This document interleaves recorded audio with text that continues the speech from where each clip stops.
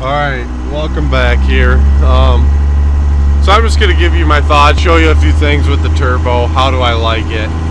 I know I put it in the last video. That video was kind of all over the place, but there's a lot of changes that came in very quickly. Like the Ford going up for sale and being gone, me getting a new truck, the turbo on this thing. So how do I like this turbo? Well, it is a great turbo for hot rodding around. It's a little laggy.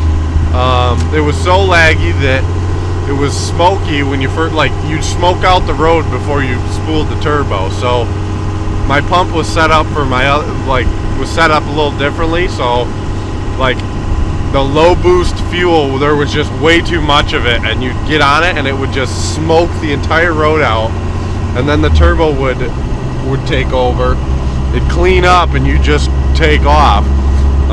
So I had to adjust the aneroid on my pump, turn my low boost fuel down, because as cool it is to be rolling coal, it's not cool to be clouding out the road, irritating people. Like, I don't think that's okay. You know, like a properly tuned truck should roll just a little bit of coal, just to spool the turbo, and then it should clean up almost perfectly, which is how it is now. It is at the very wide open on this thing. It has just a little bit of smoke, not a ton. The EGTs are under control. It's perfect high-end turbo size. Not too big, not too small. So even with a trailer hooked up, it still cleans it up. So it was perfectly sized for the turbo. Now, we did briefly touch on it in the last video. This truck is going to get twins because it doesn't tow real well. The turbo is so big and so laggy that you have to get your RPMs up around 2,500 RPMs to get the turbo to start spooling to, you know, move everything around. So I don't like that. So we're going to rebuild that old one, get everything set up. We're going to build our own twins this winter. I'm not too pressed about time. I got that other truck to drive. So, I mean, I can drive this around and I can tow with it. It's just a little slow, you know. So we're just gonna leave it as is. I did buy a lift for this, so this is gonna be a lift. Get a lift. I'll show you that here when I get to the shop. I'll show you the lift that I bought, and I got a 5-inch.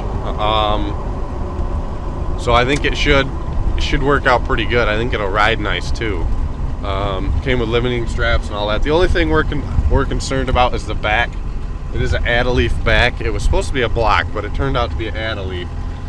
So hopefully the add-a-leaf gives me enough height to lift the back, because I've heard that it won't. So we're gonna find out when we put it all together. Is it gonna work right? If not, we'll have to figure something out, machine a block or something to go in the back. Which, not a huge deal. I'll just take a block of aluminum, space it the space that I need, drill a hole in the center. Sorry, getting over a cold here. Drill a hole in the center, put it in there, done. But yeah, other than that, with this turbo, I do like how it drives. EGTs are always under control. You know, the hottest it gets is that lockup, because it's not building any boost. Your RPMs are too low to have the fuel to spool the turbo. It's a little smoky still, but nothing terrible. So we'll get that other turbo on here and rebuilt, and I think it'll be the best of both worlds. So anyways, I got to get that drivetrain stuck in there in the next month. Get that truck all good to go. I mean, it runs and drives. I drove it. It got driven home. It just had no power. It wasn't building any boost because it's in limp mode.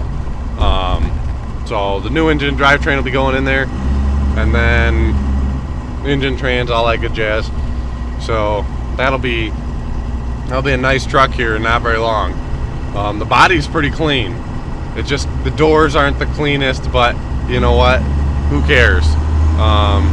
It works. So I can always put new doors on it if I decide to. The cab itself is pretty nice.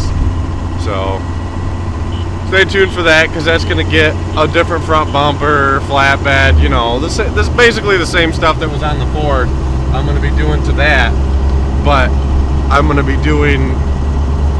I wanted the extended cab, like I said in the last video. That was the main reason for that. So stay tuned for all those videos. We got, like I said, lots of stuff coming up on the channel, because big changes, just big changes to this. Also going to be doing a paint job on that truck, stuff like that. So wow, we've kind of lost I've kind of gotten away from what I started talking about. But yeah, this turbo was definitely a good purchase. Definitely runs good. It's got more of a drone to it though too, like out the exhaust. So if you're ever wondering, hey, how much is that little elbow? If you're familiar with the ATEX 35, it's got a little 90-degree elbow that's a 3-inch, where a 3 flares from a 3 to I think a 3.5 or something like that, and then you put the downpipe on. Well, if you want to get rid of that elbow, it's pretty easy. You can buy weldable flanges or whatnot. That's what I did. But it makes the truck very droney, if that's a word. It's got a lot more of a drone coming out the exhaust. It's a lot louder. That little elbow tones down the sound a lot. That's probably why they put it in there. So, but yep, this is just kind of a quick update video on how I like the turbo. Works great for hot rodding, but not a real good towing turbo. So we're gonna take care of that one. I'm basically gonna end up with a 60 millimeter. I gotta mic it, but I think it's like a 60. I think my compressor housing is like a 60 or 62. So we're gonna end up with a 62, or what would be considered a 66 over a 62. It's a 66. It's a 66.9 over a 62 is what this truck's gonna end up with. So we'll be building that piping this winter. Like I said, it's not a huge rush. I mean, the truck runs and drives, and it runs good. So, and at the same time, like I said, valve springs, push rods, all that good stuff. New valve seals, because I'm pretty sure I got leaking valve seals on the exhaust side. Stupid company that milled my head. Will never recommend them. But I'm gonna put a link down in the description for you guys, or the information for the injection shop. So if you're curious of who I used and you know everything, they're a great injection shop and very, very helpful with all the different issues I've had. I'll put their link in the description, or their contact information. If you need anything done, take it to them. I do not get paid to say this. I'm just putting that out there. They do everything. If it's injectors, turbos, doesn't matter if it's a combine turbo or John Deere injectors or semi trucks. I'm pretty sure they do it all. If it's in fuel and turbo related. So I'll put that down there, and you guys can check them out if you want. So thanks for watching. Catch you in the very next video. One thing I didn't say, I don't know if you guys will be able to see it. This thing is about to roll over 300,000 on the old Cummins. It's at 299,998 right now. So 2 miles from now, this thing will be at 300,000 miles. Yeah.